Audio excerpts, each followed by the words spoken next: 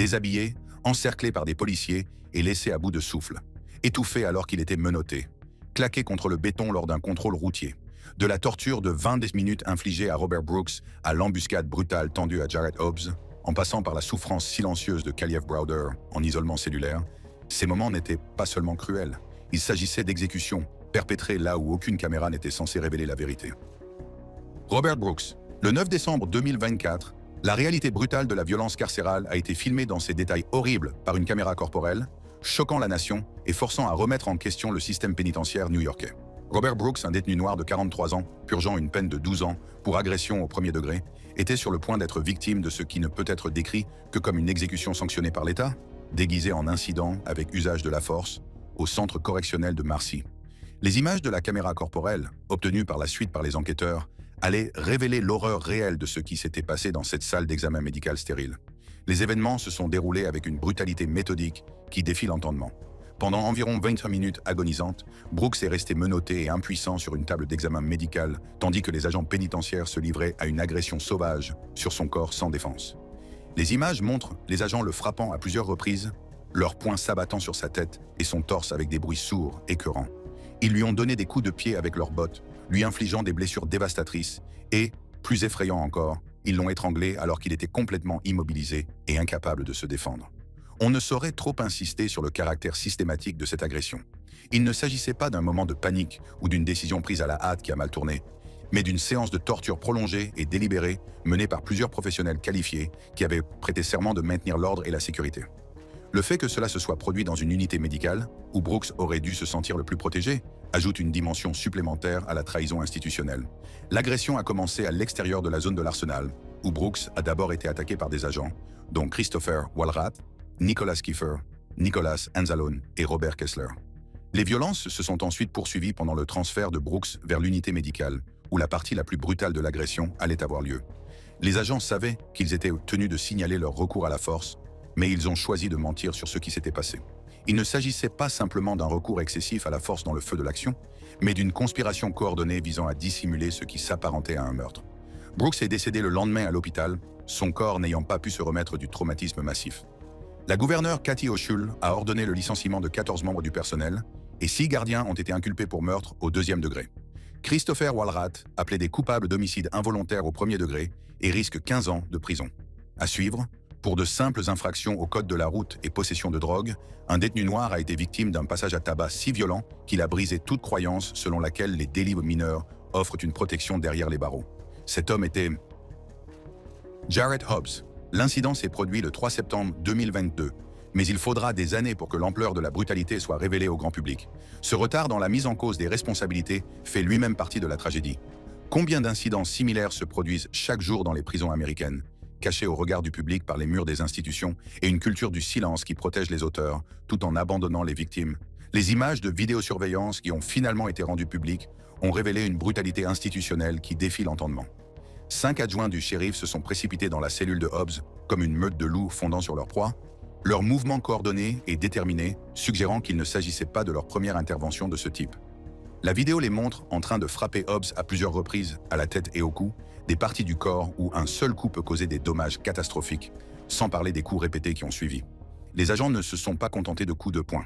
Ils ont projeté Hobbs contre le mur en béton de sa cellule, utilisant son corps comme un bélier humain contre cette surface impitoyable.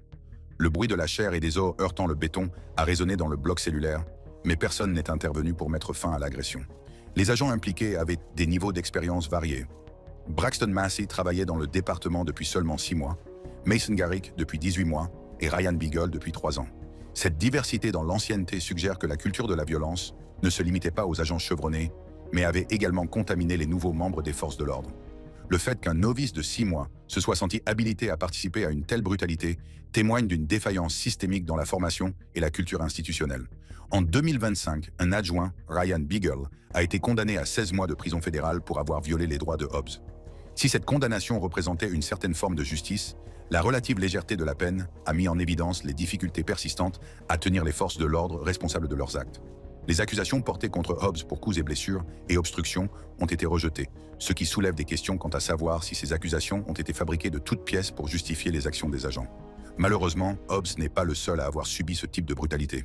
Le cas suivant sur notre liste est celui de Messiah Nantwi. Le 1er mars 2025, Messiah Nantwi, un détenu noir de 22 ans, a été battu à mort par des agents pénitentiaires dans ce qui allait devenir l'une des poursuites judiciaires les plus importantes contre des agents pénitentiaires dans l'histoire récente de New York. L'agression a commencé dans sa cellule et s'est poursuivie à l'infirmerie, causant un traumatisme crânien massif qui s'est avéré fatal. Nantwi purgeait une peine de 5 ans pour possession d'armes, ce qui fait de sa mort violente une réponse totalement disproportionnée à son statut de détenu. L'affaire a suscité une attention considérable en raison de la nature systématique de la violence et de la réponse institutionnelle sans précédent qui a suivi. 10 gardiens ont été inculpés, 2 d'entre eux pour meurtre et 6 pour des chefs d'accusation moins graves. Il s'agit de l'un des plus grands procès collectifs contre des agents pénitentiaires de l'histoire récente de New York, ce qui suggère que les preuves de violence coordonnées étaient accablantes et indéniables. Le passage à tabac qui s'est produit à l'infirmerie est particulièrement troublant, car les installations médicales au sein des prisons devraient représenter des lieux de refuge où les détenus, qui sont les plus vulnérables, devraient recevoir des soins plutôt que subir des violences. Le fait que du personnel médical qualifié ait participé à l'agression ou n'ait pas empêché celle-ci soulève de sérieuses questions sur la culture de la violence qui imprégnait l'ensemble de l'établissement, du personnel de sécurité aux prestataires de soins de santé. Cette affaire a mis en évidence la violence systémique dans les infirmeries des prisons new-yorkaises, révélant comment des espaces conçus pour la guérison étaient devenus des lieux de torture et de vengeance institutionnelle. La nature systématique de l'agression, impliquant plusieurs agents dans différentes zones de l'établissement, démontre qu'il ne s'agissait pas d'un incident isolé de mauvaise conduite individuelle, mais plutôt d'un élément d'un schéma plus large de brutalité institutionnelle qui avait pu se développer sans contrôle. Les poursuites engagées contre 10 agents envoient un message fort en matière de responsabilité, mais elles soulèvent également des questions troublantes quant au nombre d'incidents similaires qui se sont produits sans conséquence au fil des ans. Le fait qu'il ait fallu un décès pour donner lieu à des accusations aussi importantes suggère que des formes moins graves de violence avaient été tolérées ou ignorées par les superviseurs et les administrateurs.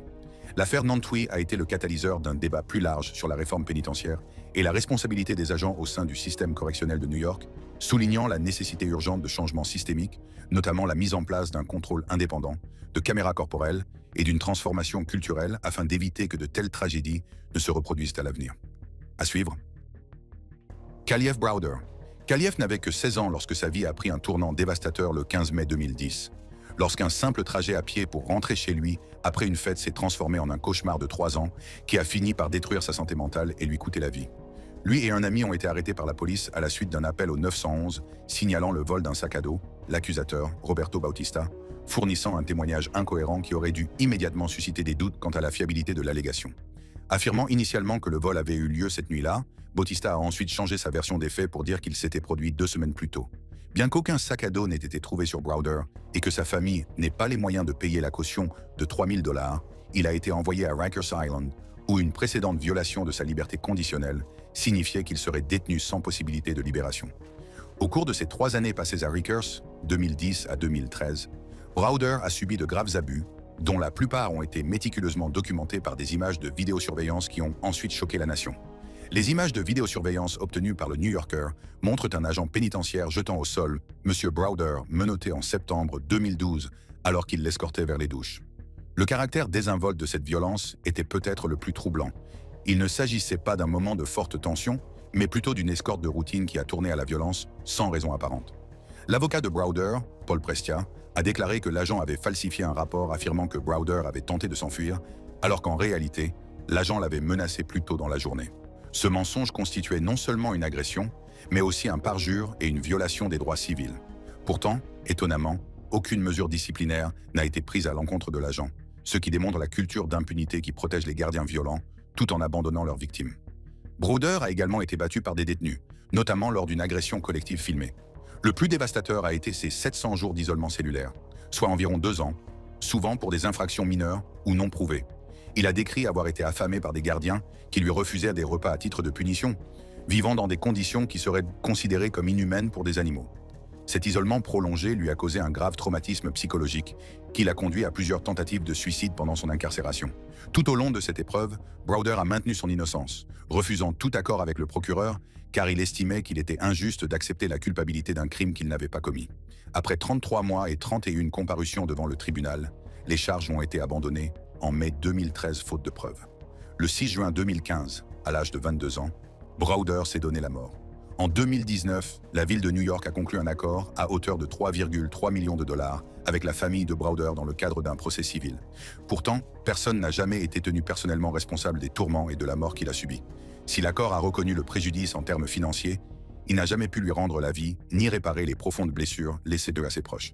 La famille de notre prochain cas ne connaît que trop bien cette douleur. Gershon Freeman. Freeman a été arrêté le 1er octobre 2022 pour enlèvement aggravé et violence domestique pour avoir prétendument agressé sa petite amie. Bien que ces accusations soient graves, elles fournissent un contexte essentiel pour comprendre l'état mental de Freeman au moment de son incarcération. Conscient de la gravité de l'état de Freeman, les responsables de la prison l'avaient placé en observation psychiatrique dans une cellule de surveillance anti-suicide, reconnaissant sa vulnérabilité et son besoin de soins particuliers. Ce placement aurait dû servir à le protéger, en garantissant que des professionnels qualifiés surveillent son état et interviennent de manière appropriée. L'incident mortel s'est produit le 5 octobre 2022, 4 jours seulement après l'arrestation de Freeman. Les images de vidéosurveillance diffusées en mars 2023 par le procureur du district de Nashville, Glenn Funk, montrent Freeman, nu, se précipitant hors de sa cellule pendant la distribution des repas, semblant charger les agents. Cette image, un homme nu, atteint de troubles mentaux et dans un état de psychose apparente, aurait dû déclencher tous les protocoles possibles pour désamorcer la situation et intervenir en matière de santé mentale. Au lieu d'une intervention psychiatrique, la vidéo montre plusieurs agents frappant, donnant des coups de pied, aspergeant de spray au poivre et maîtrisant Freeman, l'un d'entre eux s'agenouillant sur son dos pendant près de 4 minutes jusqu'à ce qu'il s'affaisse. La durée de cette agression, 4 minutes pendant lesquelles un agent a maintenu son genou sur le dos d'un homme, est particulièrement effrayante compte tenu de la prise de conscience nationale autour de l'asphyxie positionnelle suite au meurtre de George Floyd. Freeman est décédé d'un arrêt cardiaque. L'autopsie a conclu à un homicide dû à l'exacerbation d'une maladie cardiovasculaire préexistante causée par l'altercation physique avec une psychose probable comme facteur contributif. 9 agents pénitentiaires du comté de Shelby ont été inculpés en septembre 2023. Steven Jones et Courtney Parham sont accusés de meurtre au 2e degré, tandis que 7 autres sont accusés d'agression aggravée ayant entraîné la mort. La famille de Freeman a intenté un procès fédéral pour violation des droits civils contre le comté de Shelby, réclamant 100 millions de dollars pour usage excessif de la force et violation de l'ADA. Ensuite, nous avons Freddie Gray. Né le 16 août 1989, Freddie Carlos Gray Jr. a grandi dans le quartier de Sandtown Winchester à Baltimore, une zone très pauvre marquée par une criminalité importante et des saisies immobilières, où le rêve américain avait été reporté depuis des générations et où les jeunes hommes noirs avaient peu d'opportunités en dehors des rues qui allaient finalement coûter la vie à tant d'entre eux.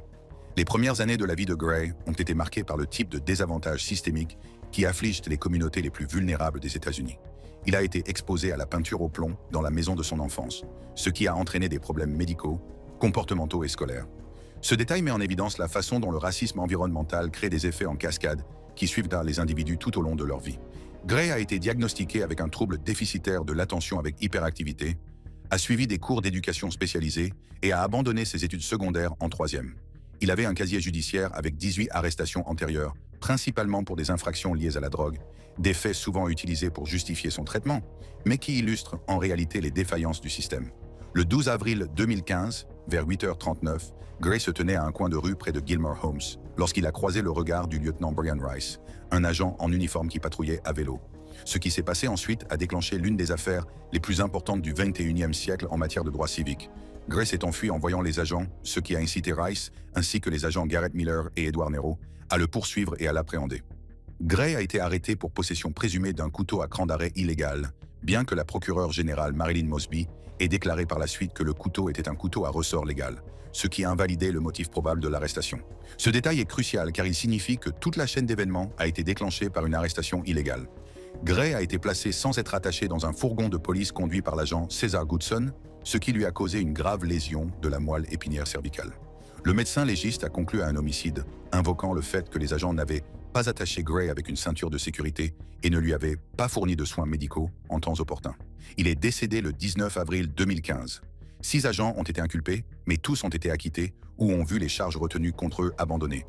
Le ministère de la Justice a refusé de porter des accusations au niveau fédéral, tandis que la ville de Baltimore a conclu un accord à l'amiable avec la famille de Gray pour un montant de 6,4 millions de dollars. À suivre, nous avons Jamel Floyd. Jamel a été tué le 10 janvier 2025 lors d'une confrontation avec plusieurs agents au centre de détention métropolitain. ajoutant son nom à la liste croissante des décès suspects en détention qui ont frappé les établissements fédéraux à travers le pays. Les images des caméras corporelles ont montré que les agents avaient utilisé des matraques et du gaz poivré, causant des blessures mortelles qui ont déclenché des protestations et ont été intégrés aux enquêtes en cours sur les problèmes systémiques au sein des établissements pénitentiaires américains. Le récit officiel affirmait que Floyd perturbait l'ordre et s'était barricadé dans sa cellule. Un langage institutionnel typique utilisé pour justifier l'usage excessif de la force après coup. Cependant, l'ironie tragique de la situation de Floyd ne peut être ignorée. Il n'avait que 35 ans et était en liberté conditionnelle, sa famille attendant avec impatience son retour à la maison pour accompagner sa mère à l'hôtel. Ce détail rend sa mort particulièrement déchirante, car il était si proche de la liberté et du regroupement familial que ses proches planifiaient déjà les célébrations. La réaction a été exactement celle à laquelle on pouvait s'attendre. Une gestion de crise et des relations publiques scénarisées.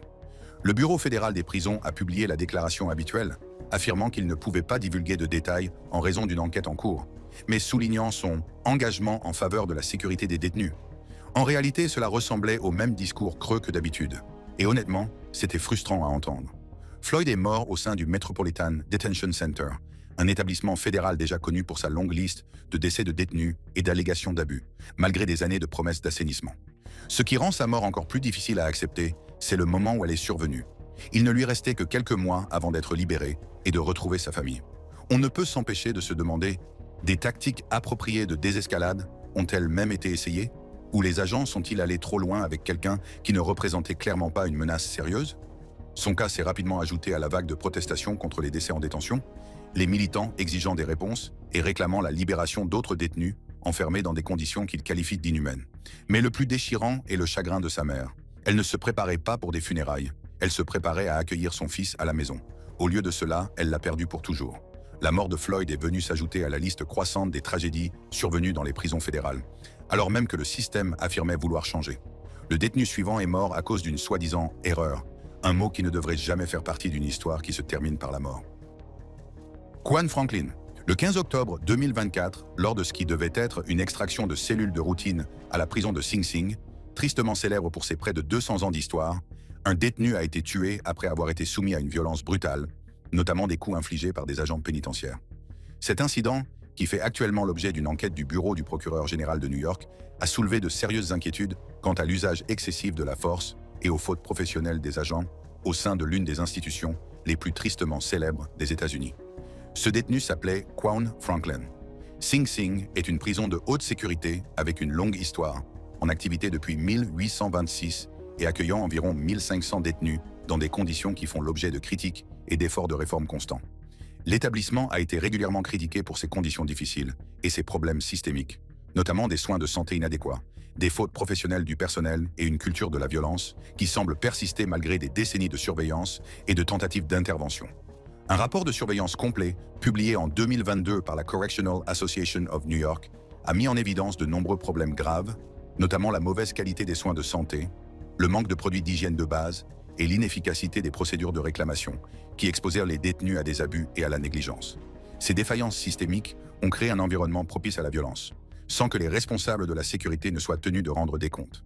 Les extractions de cellules sont censées être des procédures contrôlées utilisées lorsqu'un détenu ne coopère pas ou est considéré comme un risque pour la sécurité, mais elles peuvent rapidement dégénérer, en particulier dans des lieux très stressants comme les prisons de haute sécurité où les tensions entre le personnel et les détenus sont déjà très vives. Et lorsqu'elles tournent mal, il n'est pas rare que la situation devienne violente, voire mortelle. Il existe une longue histoire de personnes gravement blessées ou tuées lors de ces extractions, que ce soit à cause de coups, d'une mauvaise utilisation des moyens de contention ou de l'utilisation de sprays chimiques dans des espaces confinés. La mort de Franklin s'inscrit dans un contexte beaucoup plus large et profondément troublant de décès en détention qui ont secoué les prisons de l'État de New York en 2024 et 2025. Ce qui rend le cas de Franklin encore plus frustrant, c'est le peu d'informations dont nous disposons depuis qu'il s'est produit. Tout comme pour les autres décès très médiatisés, il y a eu beaucoup de silence, des enquêtes lentes et peu de véritables responsabilités engagées. La version officielle des événements rejette généralement la responsabilité sur le détenu, soit pour son manque de coopération, soit pour son malaise soudain, mais les familles et les défenseurs voient souvent tout autre chose. Une dissimulation, la vérité étant enfouie sous des déclarations vagues et des rapports fortement édités. Dans notre prochain cas, cependant, justice a été rendue. Timothy Wilson Spencer. Voici Timothy Wilson Spencer, plus connu sous le nom de Southside Strangler, l'étrangleur du Sud. Timothy s'est livré à des actes particulièrement horribles en Virginie en 1987. Nous parlons ici de crimes qui vous retournent l'estomac. Ce psychopathe avait mis au point toute une routine. Il traquait des femmes, s'introduisait chez elles par les fenêtres, les ligotait, les utilisait pour son plaisir, puis les éliminait. Ses victimes étaient d'âge très varié, allant de Diane Shaw, une jeune fille de 15 ans, à Susan Tucker, une femme de 44 ans qui travaillait pour le gouvernement. À chaque fois, il les laissait dans la même position, face contre terre, les mains attachées, et on voyait bien qu'elles avaient vécu un véritable enfer avant de mourir. Voici comment ils ont arrêté ce monstre. Un détective, Joe Orgas, a commencé à remarquer que toutes ces scènes de crime se ressemblaient beaucoup, et il s'est souvenu de Spencer dans le cadre d'une affaire de cambriolage. Mais le véritable élément décisif a été le test ADN. À l'époque, les tests ADN étaient encore assez récents, mais ils les ont quand même effectués. Il s'avère que Spencer a été littéralement le premier tueur en série aux États-Unis à être arrêté grâce à des preuves ADN. Les chances que cet ADN appartienne à quelqu'un d'autre, 1 sur 705 millions. Donc oui, il était fichu. Que lui est-il arrivé? La Virginie ne fait pas dans la dentelle. Il a été exécuté sur la chaise électrique le 27 avril 1994. Il n'a même pas dit un mot avant qu'on appuie sur le bouton, il a simplement accepté son sort. Il est mort à 23h13 ce soir-là. Oh, et écoutez ça, les mêmes preuves ADN qui ont permis d'arrêter Spencer ont également permis d'innocenter un homme innocent, nommé David Vasquez, qui était en prison pour l'un des meurtres commis par Spencer en 1984. Au moins, quelque chose de positif est ressorti de tout ce cauchemar. Shandell Jackson. Jackson a été condamné pour homicide volontaire au premier degré dans la mort de Nathan Potter, un étudiant de 21 ans de l'université du Wisconsin-Milwaukee, lors d'un vol à main armée qui a eu lieu le 6 juillet 2009, dans une affaire qui allait devenir célèbre non seulement pour le crime lui-même, mais aussi pour le comportement choquant qu'il a eu au tribunal après sa condamnation. Jackson, qui n'avait que 18 ans au moment des faits, s'était initialement enfui du Wisconsin après l'incident, mais il a finalement été appréhendé à Gulfport, dans le Mississippi, où il avait apparemment cherché refuge avant d'être ramené pour être jugé. L'affaire a été traitée par le système pénal avec une rapidité et une clarté remarquables en matière de preuves. En février 2010, Jackson a été reconnu coupable de meurtre au premier degré après seulement 1 heure de délibération du jury, ce qui suggère que les preuves à son encontre étaient accablantes et que les jurés n'ont eu aucune difficulté à rendre un verdict unanime quant à sa culpabilité dans la mort de Potter. Après le meurtre, les autorités ont révélé que Jackson s'était enfui dans le Mississippi, mais son oncle a finalement divulgué où il se trouvait, ce qui a conduit à son arrestation. Le 16 avril 2010, la juge Rebecca Dallett, du tribunal de première instance du comté de Milwaukee, a condamné Jackson, alors âgé de 19 ans, à la prison à vie sans possibilité de libération conditionnelle. Cependant, ce qui aurait dû être la conclusion solennelle d'une affaire tragique a dégénéré en chaos et en violence, restant dans les mémoires comme l'une des explosions de violence les plus troublantes dans une salle d'audience de ces dernières années. L'audience de détermination de la peine est devenue tristement célèbre lorsque Jackson, furieux d'entendre sa sentence, a proféré des obscénités à l'encontre du juge et lancé des regards menaçants aux membres de la famille, en deuil de Potter, obligeant les adjoints à le maîtriser physiquement, à utiliser du gaz poivré et à le faire sortir de force de la salle d'audience. On pouvait même entendre les membres de sa famille crier à la famille Potter « Nous vous détestons, Dieu est le juge », créant une atmosphère d'hostilité et d'intimidation qui a aggravé le traumatisme déjà subi par les proches de la victime. Alors que Jackson était escorté hors de la salle d'audience, on pouvait encore le voir sourire à la famille. Son complice, Derek Thomas, a plaidé coupable d'avoir fait le guet et a été condamné à 12 ans de prison. Le comportement de Shandell au tribunal était honteux. Et c'est tout pour aujourd'hui. Merci d'avoir regardé cette vidéo. Si vous l'avez appréciée, n'oubliez pas de consulter d'autres contenus intéressants sur notre chaîne.